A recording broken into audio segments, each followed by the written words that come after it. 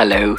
Today, how to get the young to dance, almost in an old-fashioned way. A young DJ in Pakistan trying to rescue traditional musical instruments. But can the DJ go on a mission to save the sounds of the past? Humaira Iqbal has met one such man in Pakistan. Spindly fingers, sparkly eyes, and a mop of uncontrollably curly black hair. These were the first things I noticed about music producer and DJ Daniyal Shah. I first met Dani while wandering around the dusty corridors of the National College of Arts, an institution of heightened standards in Pakistan. From the corner of the courtyard, I was drawn towards a mesmerising sound, unlike anything I had heard before. Electronic rhythms juxtaposed against rich, treacly, classical, subcontinental instruments and layered over the sound of the toll drum. Dani, the Pied Piper figure in charge of this music, was surrounded by a group of elderly men who were also mesmerised by the booming beats emerging from vast speakers. Not the crowd I was expecting at an electronic dance music exhibit. "Young man," one of them said, "the way you have used the algozo, I have never heard anything like it." I listened closely as Dani described his mission to revive some of Pakistan's dying instruments, like the algozo flute, by fusing them with electronic beats. I was eager to say hello, but many were vying for attention. I grabbed a copy of his album and left a note in his guest book.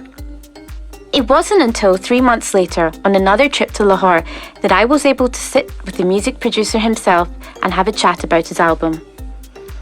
At a coffee house in the Defence neighbourhood, surrounded by Lahoris out for their cold coffees, cake and gossip, Dani reiterated his mission by telling me about his deep respect for Pakistan's gharanas. The word gharana comes from the Urdu word ghar, which literally means house, and these gharanas have historically been the homes of music education in the subcontinent.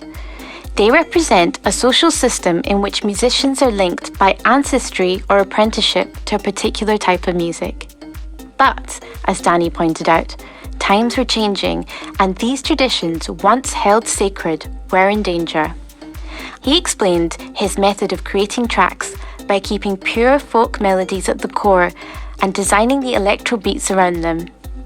EDM is based on 4 beats, and I make the structure of our Pakistani instruments toy around the semitones of these beats, he told me earnestly.